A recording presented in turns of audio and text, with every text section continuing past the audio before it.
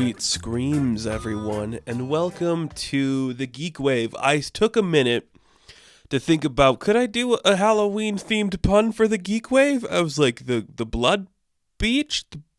No, that's not one. I had nothing, and I'm too far in to start over now. Couple stutters, couple random bullshit, a terrible intro to our final Halloween-themed GeekWave, which is ironic because it comes out the week before actual Halloween, and I'm starting to look at like the schedule I made for myself for the Universal Monsters list of everything we're talking about, and I'm like, oh, I should have reversed the order so then I actually would have had something come out on Halloween that is Halloween themed. But maybe we'll do a special. Maybe we'll do a surprise special and have something pop up for you to enjoy.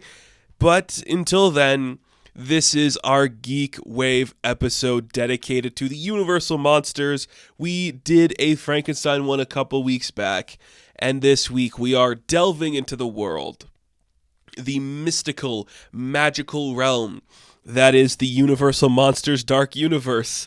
Oh, I can't wait. I love the Dark Universe. It was such a fun concept while it lasted, and I love every time they've tried. So we'll get into that in a bit here. I honestly thought, because there was not a lot of news for me to talk about, a couple things dropped today, worth mentioning.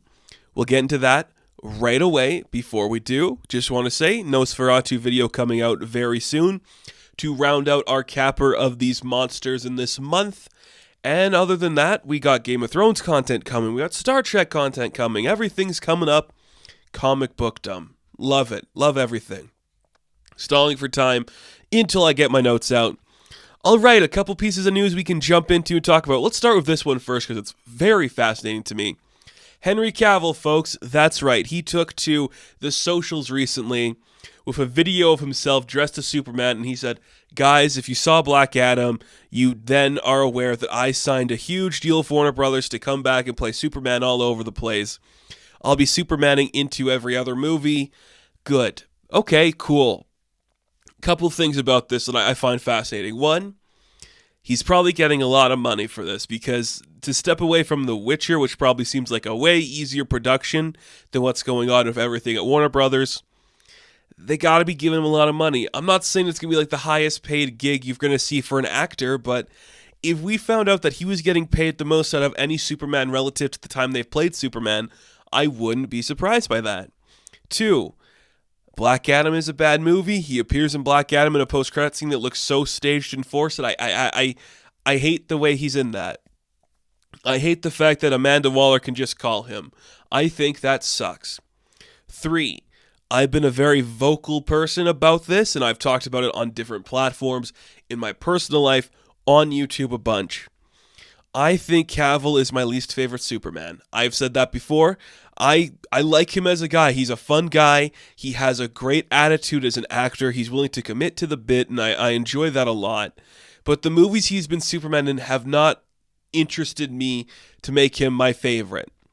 It's Reeve and it's Hotchland. Like, those are my guys. I think they are the best. His supporting cast is also very weak. I would be fine if they decided to recast the characters, but I guess you don't need to. I don't like the chemistry between him and Amy Adams, but okay, I guess, like, if that's what we have to do to stick through it, that's something we have to live with. I'm not gonna complain about it. The fact that an initiative at Warner Brothers is to make a Superman-led universe is really good to hear.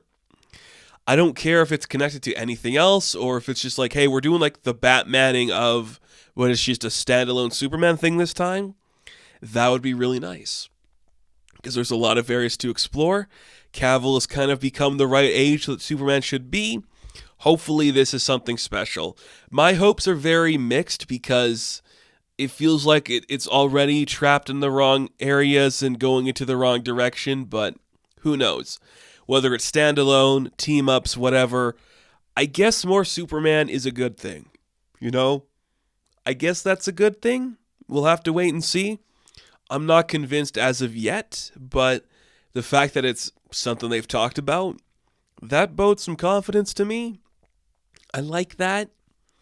I'd like to see Cavill succeed in something I like him in, So that's kind of cool.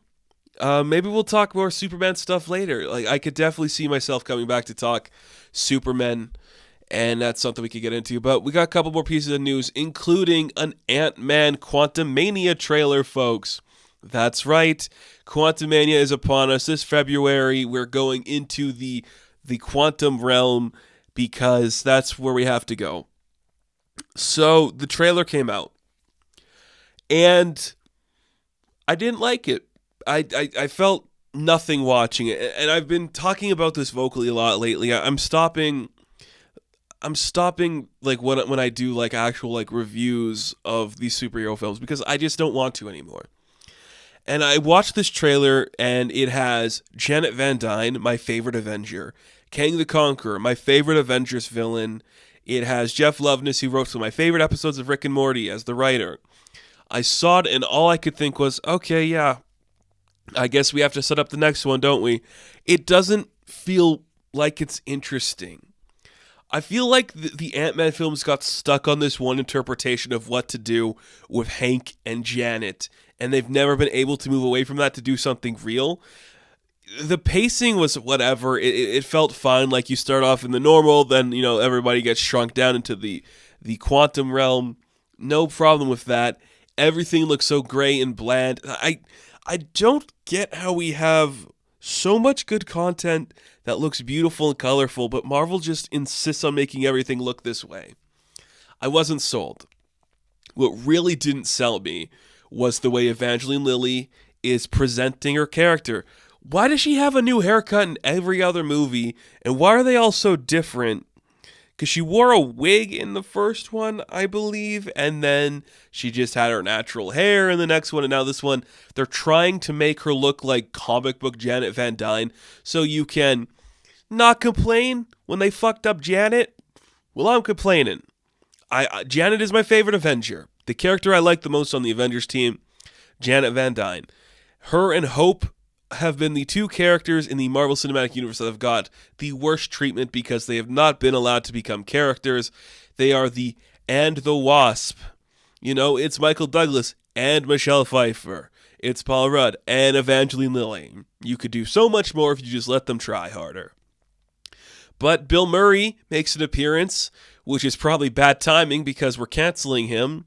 But whatever, that's whatever. And Jonathan Majors, off of Creed 3, looking like a big badass boy. Holy shit, is he's sexy as hell, man. Oh my god, the things I would let him do just to feel that body on me, Amazing. He, ripped as hell. Looks like he's in the classic Kang suit. Looks great. He looks great. Everything else I could give or take, it did nothing to interest me. It is just a part of that cultural zeitgeist now. Third Ant-Man movie. Cavill's done one Superman movie. Isn't that crazy? I think it's weird. So, I don't know. These two things, they haven't really inspired me to be like, yeah, I can't wait.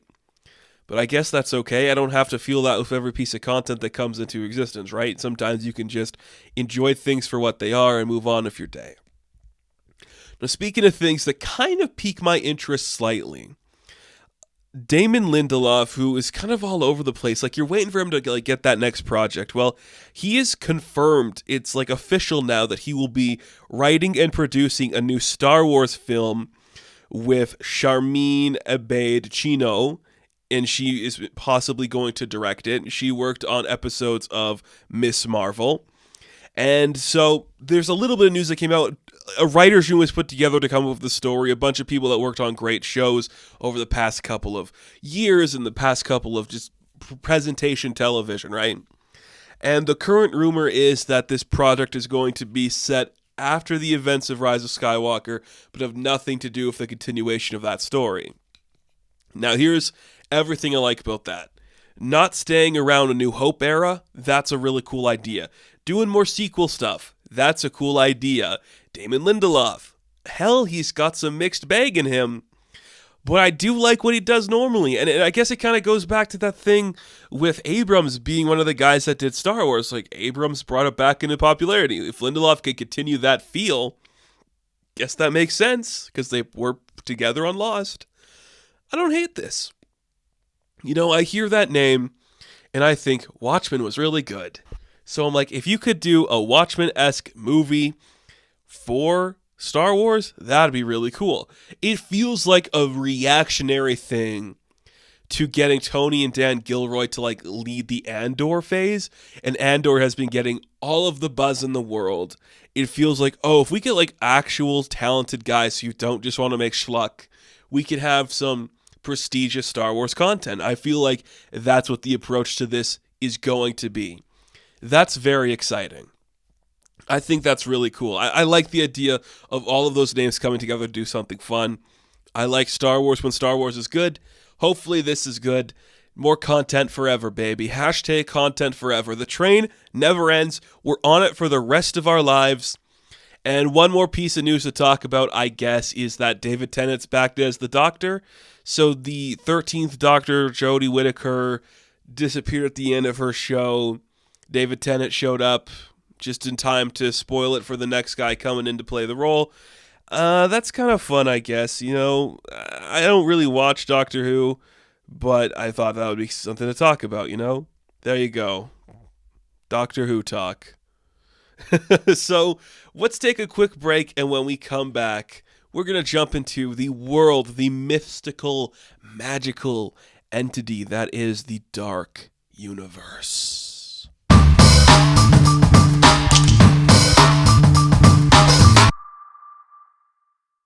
I hope everybody is wearing black today because we're talking about the death of the Dark Universe. That's right, your favorite franchise that never really started. Isn't that great?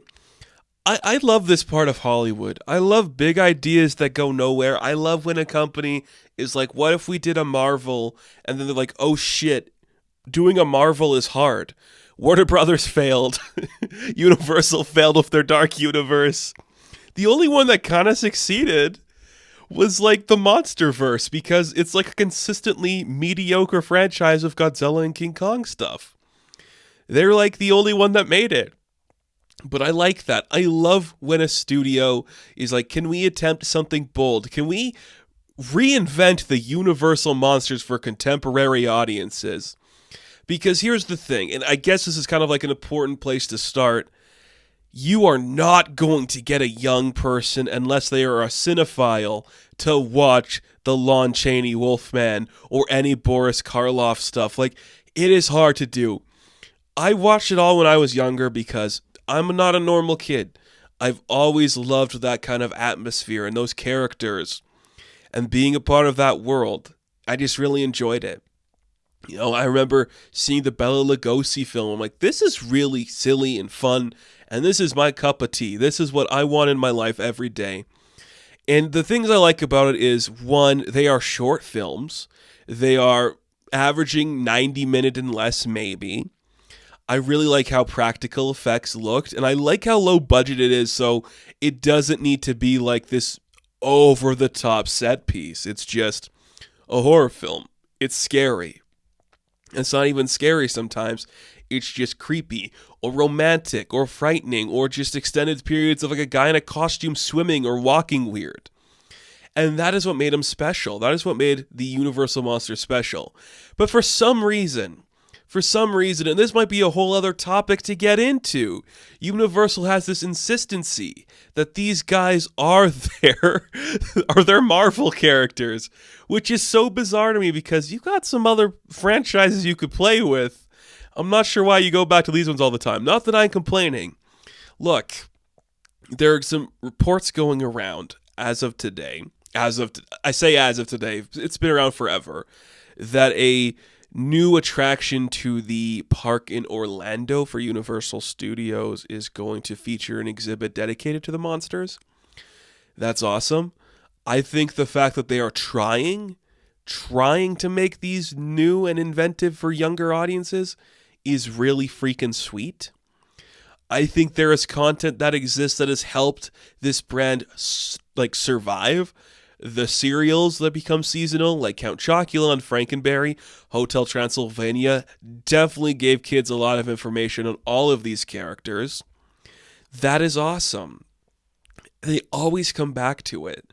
They always come back to try to make them relevant and cool. And hell, how can I complain about that? When we live in a world where we're desperately trying to reinvent the Invisible Man, that's a good world to live in, you know? Having all those classic characters come back is very exciting. And I feel like now's the time more than ever to give it a shot again. But we did have a shot a couple years back, you know, when like their big thing. So I guess we could. Do we want to go in order, or do we want to start with like the big one? Maybe we'll go in order with the things that they kind of tried to make the biggest thing in the world, and then we're gonna go into everything else that happened with it. So it's very fascinating how some of this stuff plays out, man. And not all of these, I don't know if all of these are from Universal. I'd have to look into it. Maybe I'll do a little bit of research while we're talking about it. But the idea is like these characters are so cool that they could become Marvel heroes, right? That is the thing people want to do with it. That is the world people want to play in. They want to make it very popular. They want to make it the biggest, baddest thing in the world, right? It's not going to work all the time. It's not going to work ever because that's not what you do with these characters, you know? That's not why they thrive. I love it. I love when people try. So I guess we could start with the first one, which is a big swing, and it kind of was an attempt to do it all in one movie. And that, of course, is a film I've talked about on this channel. So if you want to know more about that, I did do a video talking about this movie. Hugh Jackman stepping away from the X-Men for one solid minute to give us Van Helsing. That's right. Do you remember this film? I have like some recollection of it when I was a kid, but I didn't really get a full picture of it till I was older. And when I rewatched it for this channel, I was like, okay, they really wanted to do an X-Men kind of thing.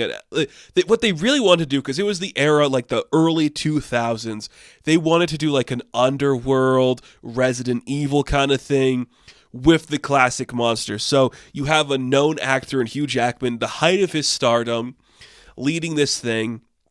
And then they're like, we should throw in our other monsters for him to connect with and fight against. Wouldn't that be cool? And I'm like, I guess it is kind of cool. Like, the movie's very fascinating. So many weird stuff happened in this. That's like the main problem with most of the films we're going to talk about, is they try way too hard to be action when you're giving characters that are built in like suspense thrillers and horror. So the fact that everyone's trying to be an action film becomes a problem. But when it's Van Helsing, I get it, because that is at least a leading character. Like, you can actually have him lead a franchise. You know, he's like your hero going around fighting these things. And then you can turn any other ones into heroes or villains. Makes sense. So there's like witches and demons in this one too.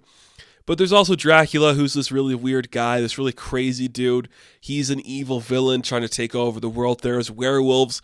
A really strong werewolf design appears in this movie. I love that one. I also really like the way Frankenstein looks in this film. Like, the monster itself, it's very creative and very different than what you'd expect. Bulkier, clearly trying to make him like the bigger figure, so you got like a brute you can come in and team up with Van Helsing. Could you imagine a world where this succeeded and like we got a bunch of these? I think that'd be cool. Oh, like I like the idea in theory of like, okay, Van Helsing is a monster hunter.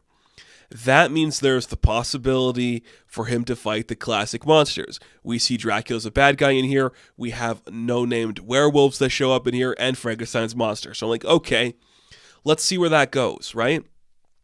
It looks very interesting. It is not a great film, but it was definitely an attempt of the time. Like, we don't make them like that anymore, where it's like so stylized, so pretty. Everything just looks dull now, and we'll get into that a bit here. But that was like the first big attempt made by this company, made by Universal. Like, no, look, contemporary audiences, they're gonna love the Universal monsters again, because Hugh Jackman will be fighting them. And you're like, I guess that's cool, but do kids care? In a sequel, would we have him fighting like the Phantom and the Hunchback and the mole people and all that stuff? Wouldn't? Oh man, I'm picturing it now. The first movie is Dracula, werewolves, and Frankenstein. The next movie, he's going to fight more mundane creatures, like a creature from the Black Lagoon. Maybe the Invisible Man will be like the man behind the scenes operating everything. And then boom, third movie, aliens, the Martians, the Metaluna mutant, everyone's coming together. That's what we needed. That's what we needed. Do we get that? Nope. We just got this one movie that's kind of bland. Such a weird one. It's not even that bad. It's just forgettable and uninteresting. But it just goes to show you, in the era of Underworld and Resident Evil, we still tried to do this. And then we take a time jump and we go to a post-MCU world. You know, it amazes me. I know I'm still a young guy, but I remember a world before Iron Man existed. Like, I remember that being a thing in pop culture and history where it's like, that's a weird thing to do.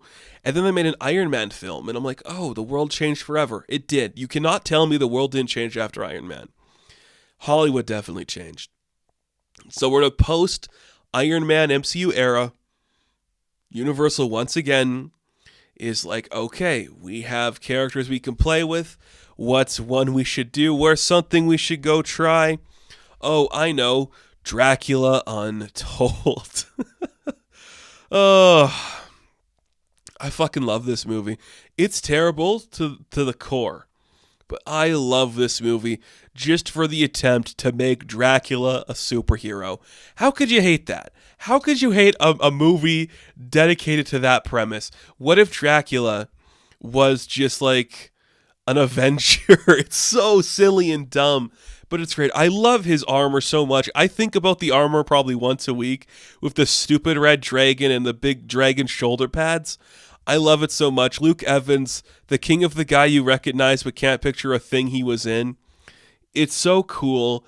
The CG and the VFX and everything, it looks bad, but the dude can turn into a swarm of bats and destroy a battlefield. And the fucking trailer, I remember the trailer so vividly because it's right when my obsession with the singer Lorde started, and they did her cover of Everybody Wants to Rule the World, and I'm like, oh my god, Dracula and Lorde and a swarm of bats on a big battlefield, an expensive movie with all of these characters. They're doing something, and then the teaser at the end where Charles Dance is like still alive, and he's like not like the Nosferatu one, but like the older kind of vampire guy, and he just says, "Let the games begin." I lost my mind because I'm like, they're gonna do it. They're gonna do it right. This is a guilty pleasure for me. Look, I like Van Helsing enough where I can tolerate his existence.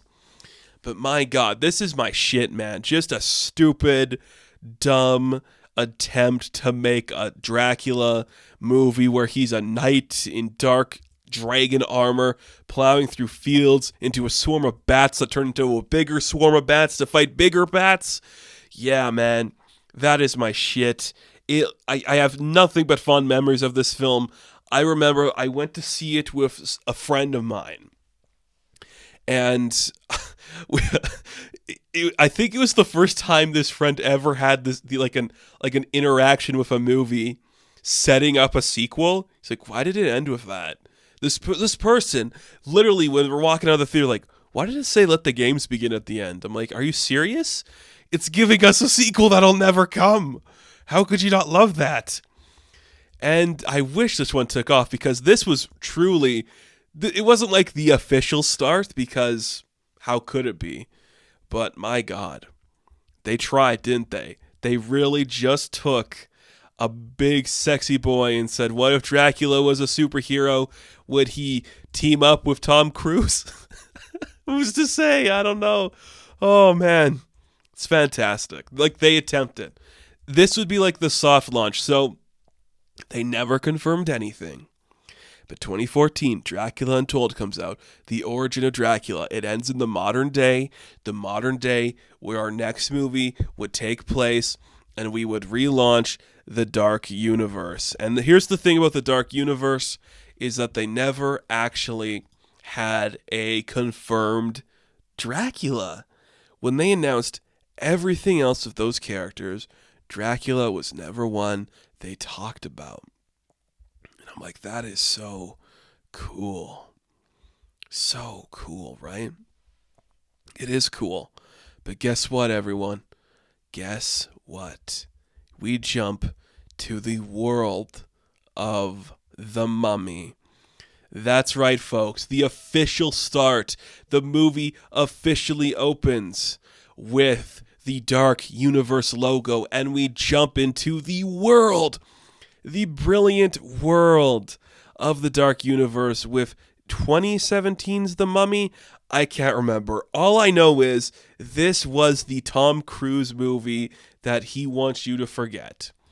So essentially, Tom Cruise was the Mummy? Was he? Not really, right? He was just like a guy who fought the Mummy because Sofia Boutella was really the Mummy, but he dies in the movie, right? And that's like, it was weird. It was such a bad movie. You don't remember any of it. Tom Cruise plays like a loser guy who does nothing, and he doesn't have anything fun happen to him. And then the Mummy is just Sofia Boutella doing all the hits of the last one without the fun happening. But this is where the universe would start, so it didn't really matter if you liked this one or not. We had Tom Cruise signed up for more, baby, because in this Mummy movie, we have Russell Crowe playing Dr. Jekyll, and we stop the whole movie to have a scene where Tom Cruise, essentially the Tony Stark of this universe, shows up in Nick Fury, Russell Crowe's house, and he proceeds to Mr. Hideout, and we see all the Easter egg for characters and stuff we'd see appearing later on, like aliens, like the hand of the creature, like the bolts of Frankenstein, like Wolfman apparel and vampire stuff, just anything to set up a bigger universe. And I just remember, like, thank you for doing this. I like that you're trying, but you're missing the beat first. The character before the universe is the old adage. Weird. So weird, but man, was it funny. Just funny. They really tried, didn't they? Now, let's run down a little bit of the news that came out with that before we jump into the last one, because this Mummy movie was shit. Like, there's nothing to really say other than this film was atrocious. It was bad. Nobody enjoyed it. It performed terribly, and it stopped the Dark Universe dead in its tracks. So if that movie was the number one film of all time, do you know where we'd be right now? I'll tell you where we'd be right now. In the Dark Universe, here's what we would have had. Tom Cruise and Sofia Boutella essentially as the Mummy figures, as the Van Helsing figure for Tom, I guess, and Sofia as the Mummy. Russell Crowe, of course, would have been Dr. Jekyll, Mr. Hyde. And then Javier Bardem would be Frankenstein's monster in a Frankenstein movie. And you're like, I can see that. I could get behind that. He's a weird guy. I'd like to see him try that. Johnny Depp is the Invisible Man. Oh, good thing that one didn't happen, because that would have made things a little bit worse, wouldn't it, to look back on. So you think that's it, right? Because that's the official photo like we saw, right? Like it's those five who clearly aren't together in a picture. They're all photoshopped in from different angles because Tom Cruise is not that bulky and big. And there's no way Sophia is that tall compared to everybody else. And why is Javier so small? That's not everybody. Angelina Jolie would have been the bride of Frankenstein in a sequel to Frankenstein. And you're like, okay, that would have been fucking awesome. Do you know what I would have done for that one? That one would have been so sweet and cathartic for her. I would have loved to see that one. And then Dwayne Johnson, before he changed the hierarchy of the DC universe, he would have been the Wolfman. And that I'm like, oh, that is your Hulk character, isn't it? Your big, brutish guy. He would have been a terrible Hulk. Terrible Wolfman. That's a weird one. Not sure I like that. And then Scarlett Johansson was going to star as the female lead in a Creature from the Black Lagoon movie. That is what the world took from us because none of us could accept Tom Cruise in a mummy movie. Think of all that good content we could have had if this worked. And it didn't. And they never tried it again because they were so scared. They were so freaking scared. I would have loved to see all of those, by the way. Attempting to reboot these, please do it. Like, we need it. It's something we've earned as a society the right to reboot the Universal monsters countless times over. It would have been sweet. It would have been so cool to try to make that, and then you could do your fucking Monster Squad movie. And I've always said, like, I think the bad guy should be Dracula, so Luke Evans could come in and he could be the big bad, or maybe it's Nosferatu, or maybe they fight all the freaking mole people, or you just get like a bunch of like just random, the Blob, they could fight the Blob. That would be so cool. You know, I'm trying to see, let's see if we can find a list here of all of the characters that they could have fought if they appeared eventually. Let's see, blah, blah, blah. None of this is really helping me. Come on, guys, I want an actual list. Who do you got? They can't fight the Phantom. That would be lame. Nobody wants to see him fight the Phantom. Do they own the rights to the Blob? That's the one it should have been if they had the Blob. Or make a new one. Just make a new character. They have a Shrinking Man. Universal owns the Shrinking Man. Have him be the Ant-Man. That would be really cool. Oh, man. I love all of this. Like, this is such bullshit fun that I enjoy more than probably anybody else in the world. But I would have died for all of these. And then all of them have like the Son of Frankenstein or Dracula's daughter or like Return of the Mummy and stuff. Like you could have legacies forever. But none of us could accept freaking Tom Cruise in that role. And now we have nothing. Or so we thought. Because guess what, everybody? Guess what? In 2019... right before the pandemic destroyed us all forever and always, Blumhouse said, actually, we have an idea for your Universal monster character if you let us do it. And we got the perfect modern reboot for that franchise because it's a low-budget movie, it's a horror movie, and it feels perfect for contemporary audiences. We have The Invisible Man, starring Elizabeth Moss and Oliver Jackson Cohen, which is a phenomenal film. And if you haven't watched this, it is mind-bogglingly perfect. This woman thinks she's going crazy, and she thinks somebody is stalking her, but she can't see them. Turns out, spoiler alert, it is her ex-boyfriend in a really expensive, like light reflective suit that can make him invisible, and he's trying to stalk her and torture her and make her think she's crazy. That is how you do it, folks. Universal, you tried so hard to make them the action stars. You wanted your Iron Man Dracula and your Iron Man Van Helsing, and you wanted Dwayne Johnson to be your Hulk Wolfman. But guess what? The key to doing all of that was just to make them horror movies. Now, a while ago, I did another video about the Universal Monsters where I talked about how you could reboot them for contemporary audiences. Please check out that episode of the GeekWave because I had a great time talking about that one. And anytime I get to talk about my favorite characters, I'm having a good time. I love talking about the Universal Monsters. I love the attempt at the Dark Universe. It would have been sweet. Could you imagine the post-credit scene if Luke Evans showed up as Dracula? Like, that would have changed the world. It would have changed my world, at least. And my world's the only one that matters to me. So that was really cool. Something we should have had, but we never got. It was really good content. But let's rank every attempt of the Dark Universe. Obviously, the best one is Dracula Untold. Then it's probably Van Helsing. Then it is The Mummy. But out of all of those, the only good movie is The Invisible Man. But Dracula Untold is just secretly a little guilty pleasure for your old sport here. I would watch that movie before I went into battle. If that makes sense, it probably doesn't, but that's just me. I've never fully done things normal. So cool. Hey, Universal, do it again. Do it again. Let's get another one going. Come on. We can do The Mummy again. Not the Fraser ones, not the Cruise ones. Let's start over. Please and thank you. Let's do it. Let's do it. So before we go, I like to end things with a couple of recommendations for everybody, and there's some fun ones we could talk about. First off, of course I'm going to say Dracula Untold. Of course I'm going to say The Invisible Man. I'm also going to say Marvel Comics just released this mini-series on Ant-Man to celebrate 60 years of the character. That is a very fun book and definitely worth checking out. Currently, Dark Crisis on Infinite Earths is a really fun Superman story that is kind of worth checking out if you want my opinion. And HBO's Watchmen is way, way good. Way, way good, baby. Way, way good. But come on.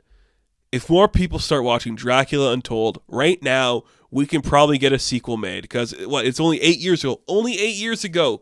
Luke Evans looks virtually the same. So come on, folks. Let's get a Dracula Untold sequel.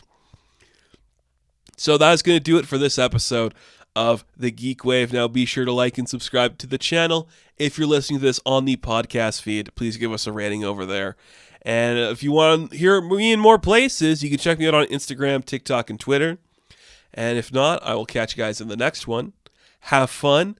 Stay safe. Sweet dreams. Sweet dreams. I meant to say sweet screams. Good frights. Halloween, baby. Love ya.